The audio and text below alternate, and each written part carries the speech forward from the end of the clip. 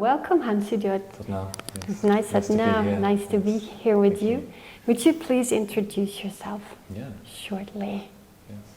So my name is Hansu Jot and I am born in Germany, Hamburg. My mother is from Taiwan, my father from Germany, and I am a spiritual, devotional musician, artist, and a Kundalini Yoga teacher for many years, a healer as well, in the arts of zero-point healing, Satnam. And yes, I just love to be on that path.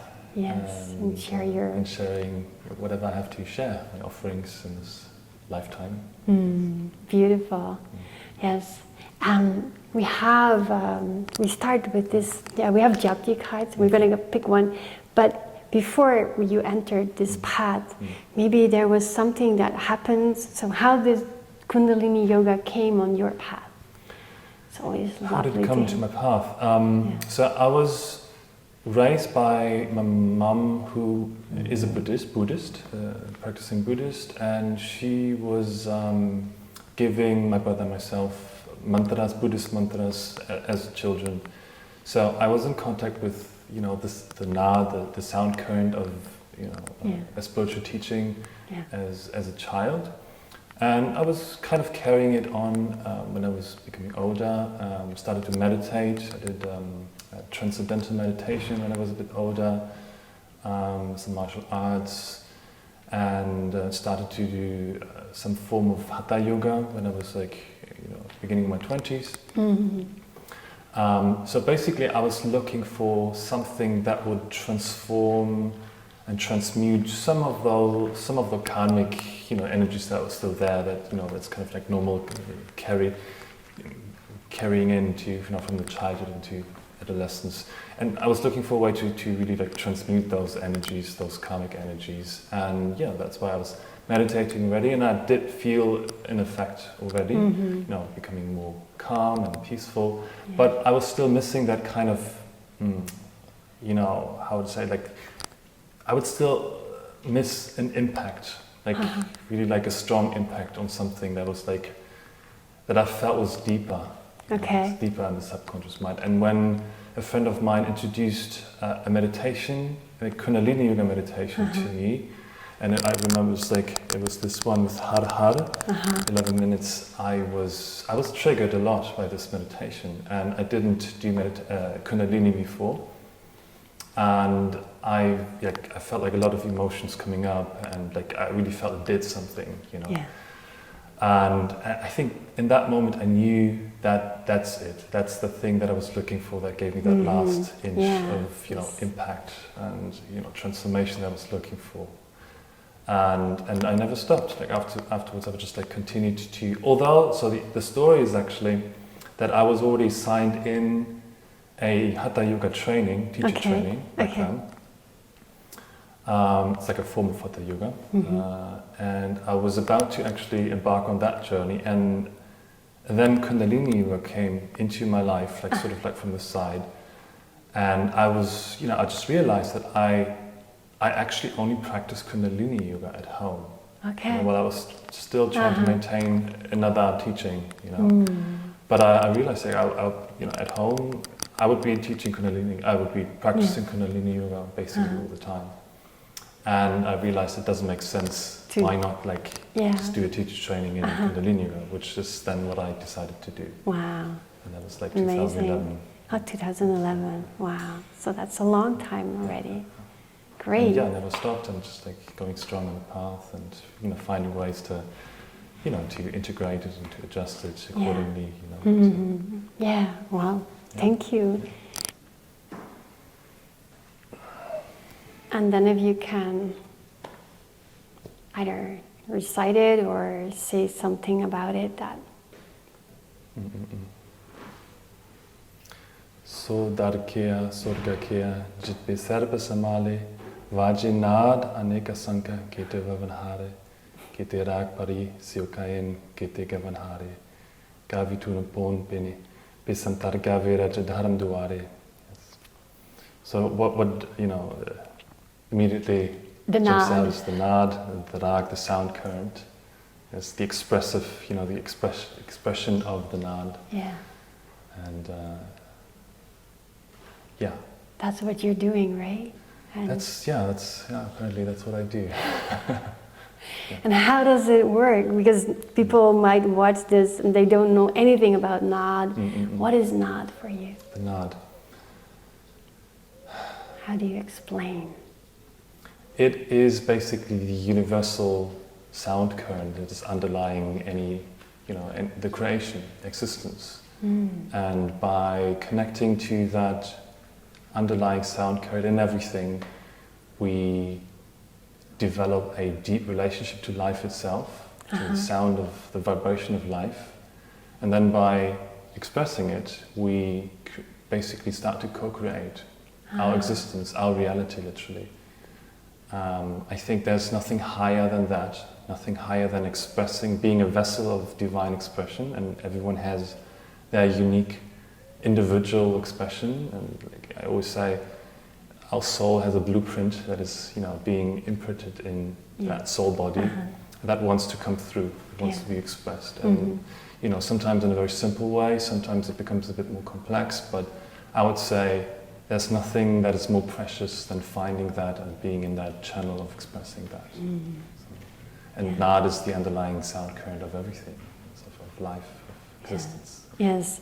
And when you compose your music, do you first meditate and do the sounds come to you, or how does it work? It is, I would say it's a very integrated process. It's not like, I have the idea, today I'm going to be doing this in this mantra. It might be already there, it might be already vibrating with me because I might be have a relationship already with that particular mantra, or shabad.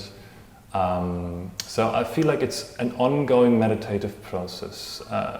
Meditation to me is not just when you sit down and you actively, are in a meditative process, but it's an ongoing thing. So you come out of your sadhana, you want to practice, and something is still, processing, some daily things, some, deeper things, some subconscious things, and it'll find you. You will know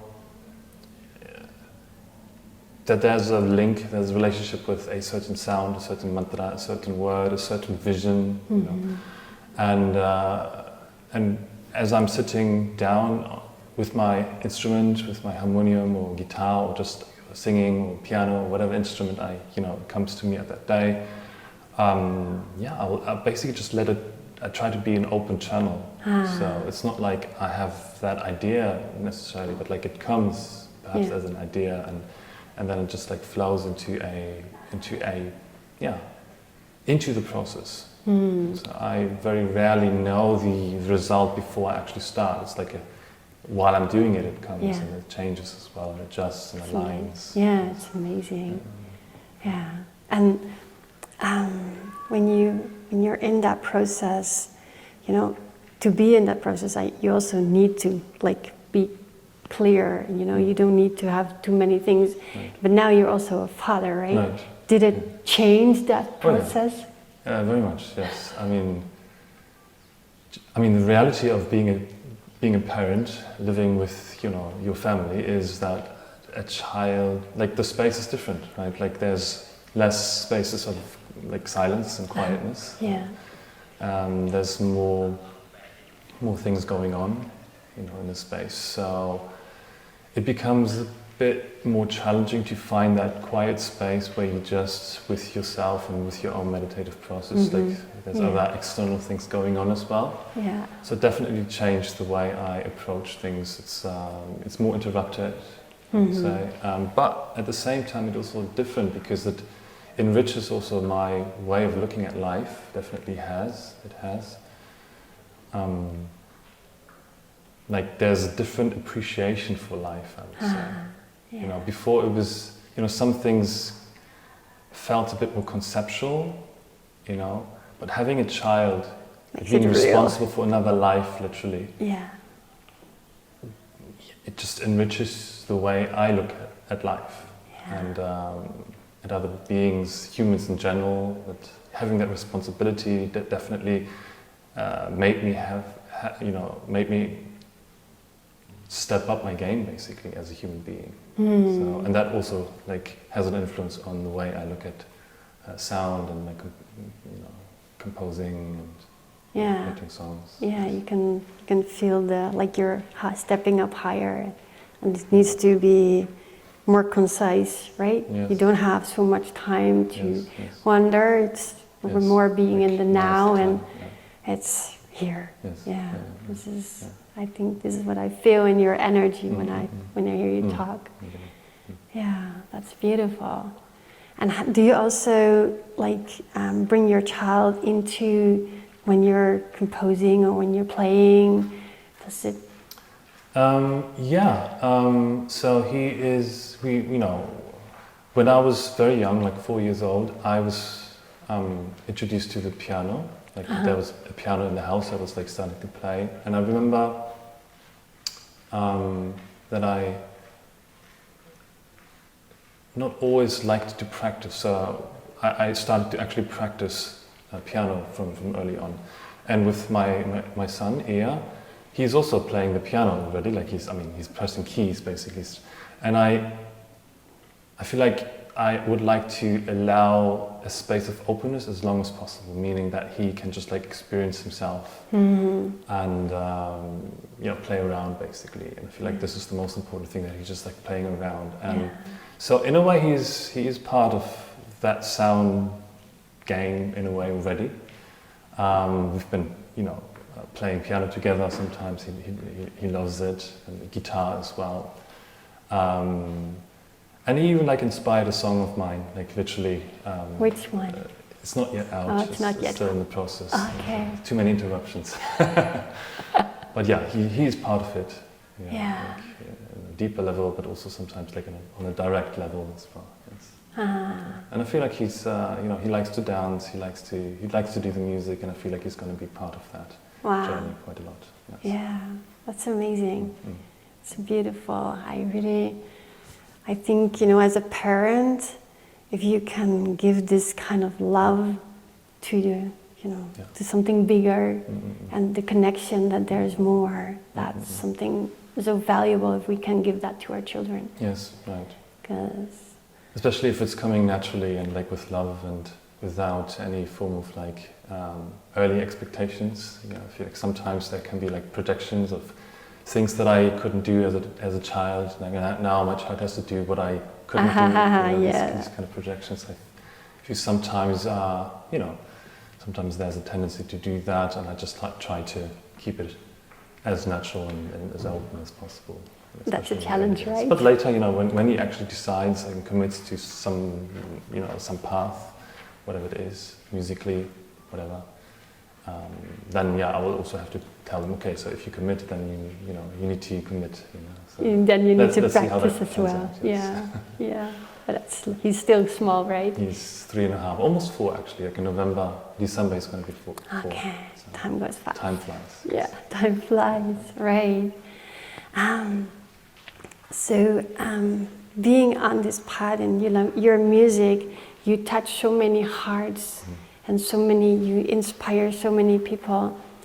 Where do you see your music like going? What is your vision in that? So basically there's 2 paths that I see right now, like parallel. One is I have that vision of creating a English-speaking album with English-speaking songs, still devotional and poetic, but not necessarily with mantras included. So that's a vision of mine. It's been with me for a while, and I feel like that wants to go out. And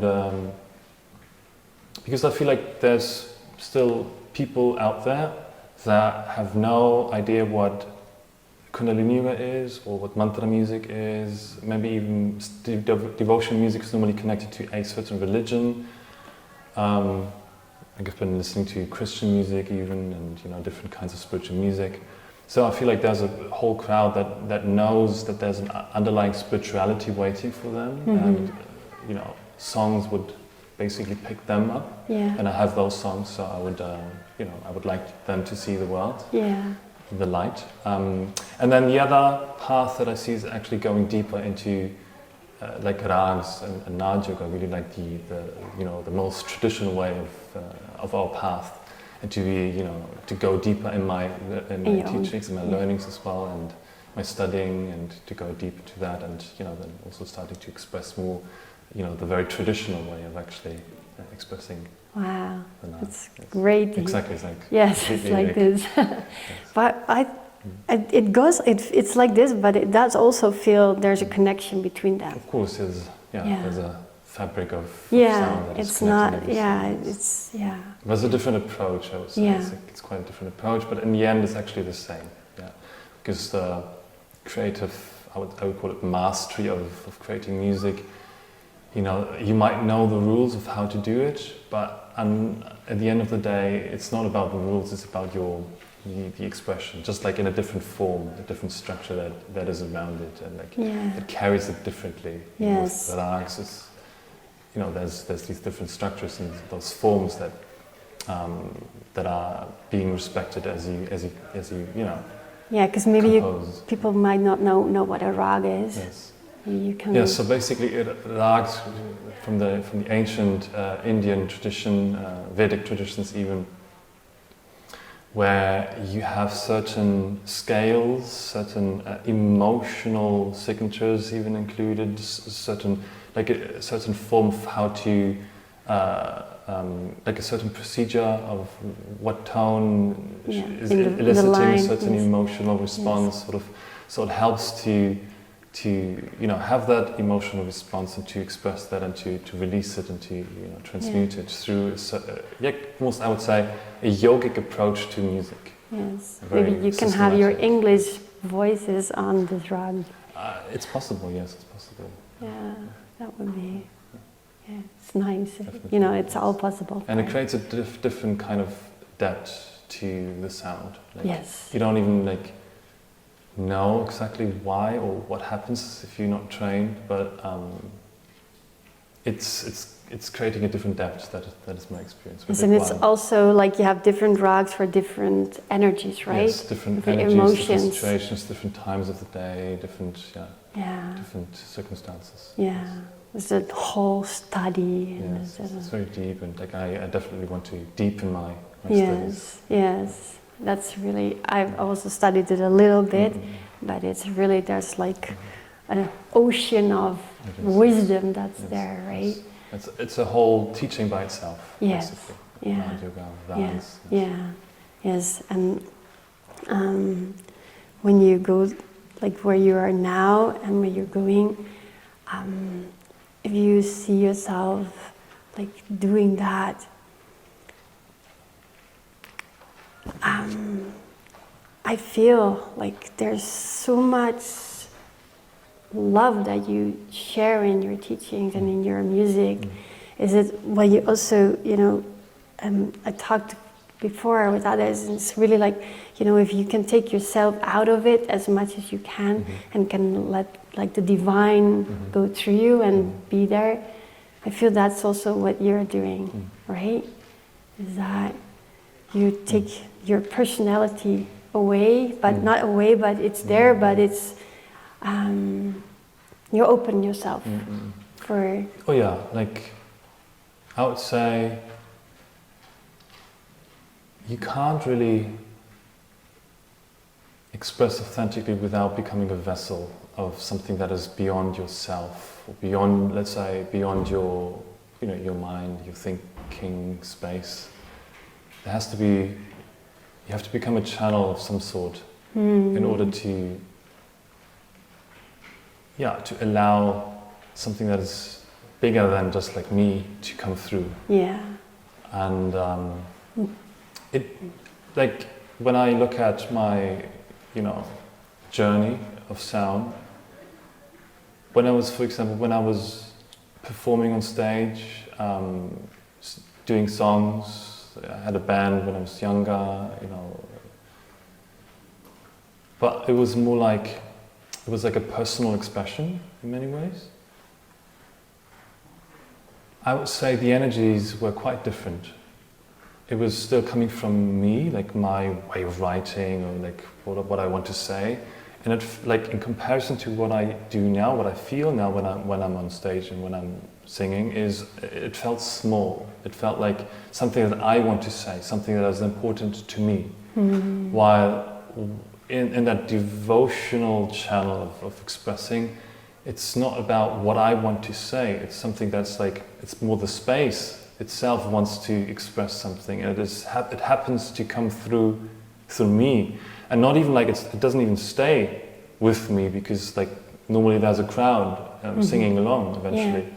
So it becomes like this whole thing, like as if like the space wants, there's a certain charge, a certain emotional charge, a certain, you know, something that wants to be said somehow, and it just needs to find a channel, something that is able to, you know, pick up on that, listen to that, you know, Sunya being listening in that listening space, and then being channeled, and then the whole crowd is picking up on that. So basically there's a whole transformation that's going on in the whole group space as well, because like it goes through different kind of like channels, vessels, and it's becoming this bigger thing. And in the end, it's been said, it's been expressed, you know, and released. So it feels like a liberation has been taking place, a transformation has been taking place. Wow. Yeah. So that feels so different to, you know, what I felt when I was just like, you know, like performing a song. Mm-hmm. Yes. And then maybe there are some listeners who are already musicians. What, you know, you describe this, you know, being a vessel. How can you give them one tip how to become this that vessel? Yeah. Yeah, so I mean, I would always approach it rather physically, like. Yeah. I remember when I was, you know, when I was in the beginning of my 20s, I would be training my voice a lot, and it was, you know, like there's these different exercises, and you know, you have to strengthen your muscles, you have to strengthen your diaphragm muscles, and so on. So there was a lot of like practicing strengthening, but also like a certain force in that regard that I really wanted it, you know. So I wanted to reach the high tones, or you know, these kind of like, you know, artistical things that I wanted to develop. But I always felt there's like some. It was strenuous. There was some force still there, although, you know, I was trained in classical singing as well, so, you know, we try not to force anything, right? But there was still this like ambition, I would say, of like becoming, you know, singing higher. And when I started with, you know, deep meditation and yogi practices, what I realized, like when I was breathing even deeper, when I was allowing to rather channel than just being the initiator of a certain idea, but channeling a vision, I would relax. So I reached a state of relaxation while you were singing. And while I was singing, and without that ambition necessarily, but more like somehow almost like relaying the sound, right? And interestingly, my voice became deeper, like everything deepened, but also at the same time I can easily reach heights, because the expression doesn't come from an idea of technically I want to be higher or something. It's not like an ego thing, but there's an expression, there's an intention behind the expression. So I have to sing it higher because it just has to be more intense. You know? So it felt more integrated, coming out of that relaxed state, but then the intensity is also more authentic, I would say. So what I would say to any musician, any singer, is try to really deeply connect to what you actually want to say. Relax into that, and realize that there's something bigger than just yourself, and allow that to come through in whatever form. In whatever form. And it'll transform the way you also are able to say it and to sing it. Yes. So become more ego-less. Yeah, I mean, you know, when you say ego-less, I know in the beginning it sounds very conceptual, you know, like because like how to become more ego-less. So when I hear things like, you know, leave the mind out of it, like, but how? Yeah. Right? How do so you do I it? try to make it more tangible, meaning like you cannot necessarily silence the mind, but you can relax your brain. Mm-hmm. You cannot necessarily, if there's more energy, there has to be more energy at the navel. You can relax your diaphragm. You can breathe deeper. You can move the diaphragm correctly. Yes. You can physically immediately do things differently. You can have a different posture immediately. Sit up You can straight. have a different movement of the diaphragm almost immediately if someone guides you. Yeah. Right? So through the body, we have that tool to immediately get into a space that is deeper, just because we can immediately change something. Yeah. And yes, so that works with most of the people better than going through an idea, like a concept. Right. And then there's the emotional aspect of like, okay, for example, I remember when I was in the studio, people would say, "Can you do it more emotional?" Mm-hmm. I never knew what they meant. You know, what do you want from me? Like, do you want me to be more dramatic? Do you want like? So I would start to try to be sounding more dramatic, but it didn't feel right at that moment. It didn't feel authentic, because I didn't know why. Yeah. So if you find that why, and if it becomes a physical thing, and it's integrated in your process of your intentional way of saying things, then it'll become one thing. Like your body will know what to do, especially if you're trained. Your body will also be able to do things differently the moment your intention also changes. Right. Yeah. So that make takes intention practice, clear. right? Yes. Yeah. Yeah. Great. I really love that. That you know, and also the one question that I have, you know, when you're on stage, it is, you know, when you're on stage, you know, it can be very. How do you deal with your nerves? That also changed drastically, actually. So, for example, when as a child, I would be playing classical piano, and I was super nervous all the time, and I didn't like it actually, because it was very technical. Classical music is, you know, primarily very technical in the beginning, and later becomes like more an expressive thing. But your technique has to be, you know, on point. You know, it's like ballet, you know, dancing. On stage these days is so different because I feel like it's more a co-creation with the space itself, and then eventually also with the people. So I just see myself as the initial channeler in a way, but then it'll come right back. So yeah, it's so much easier, I feel, and it's so much. It feels more fulfilling, right? More beautiful to just like be there and like allow it to come through you, and that makes it rather easy for me to be on stage these days and to enjoy it more. Yeah, because it's like a co-creation. Yes, and you get energy from it, right? I get energy from it, exactly. And you're not tired and like. Exactly, you don't have that, you know. High rush. Dopamine high in the beginning, and what was it? So, and you know, then you also have that crash, you know. But like with devotion music, it's you give it to something that's bigger than you, and it does like you actually have more energy afterwards. I do have more energy afterwards. I can imagine. And everyone's happy, and I'm happy. So it's not like this. It doesn't feel like, you know, there's fans or something, you know, that follow the rock star, whatever. That just this thought of it makes me already tired. You know, but like if you are co-creating with, you know, I really love that. the collective space, it's, you know, everyone's elevated afterwards. Yeah. And that's what people feel, and that's what I feel as well on stage. That's what I feel right now. Yeah. Okay. Thank you. Yes, is there something that you want to say to the people? Just as an ending. Well, as I mentioned before, that exploration of what you want to say as a soul, what wants to come through, what gives you vitality, what gives you joy in this lifetime, I would say that's the most precious thing that you can find, and that you can explore, and that you can express. Right. So make your life an exploration of that spark, of that true, authentic sound expression of your life. And I'm not just meaning like singing. Not everyone's becoming a singer or a performer, but like finding that sound current, finding that spark. Yeah. I would say that's what life is about. That's the life purpose, and it's rather simple actually. It's like a frequency of your soul that you just integrate it. You integrate it in whatever you do, whatever you say, whatever you decide and commit to. Find that.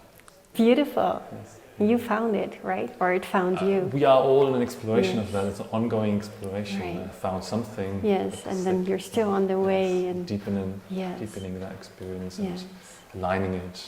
Yes. Yeah. Thank you so much. Yes, thank you. Sat Nam. Sat Nam.